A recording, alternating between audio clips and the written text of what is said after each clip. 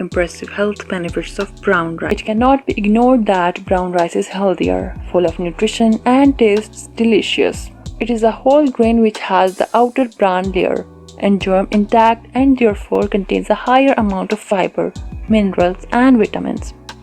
Also, it is not subjected to intense processing like white, polished rice, and so is more wholesome and nutritious. Brown rice has more fiber and protein than white rice, which is good.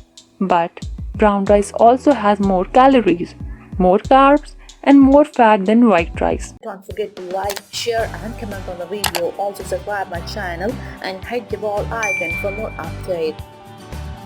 Antidepressant properties. Germinated brown rice possesses antidepressant qualities and helps in combating anxiety-related disorders. An investigative study has suggested that germinated brown rice contains essential amino acids such as glutamine, glycerine, and GABA. These inhibitory neurotransmitters facilitate reduction in the allowance of messages associated with anxiety, depression, and stress in the brain. Insomnia. Brown rice is helpful in the treatment of insomnia. It is a natural source of sleep hormone melatonin. It enhances the quality of sleep by relaxing the nerve and increasing the sleep cycle.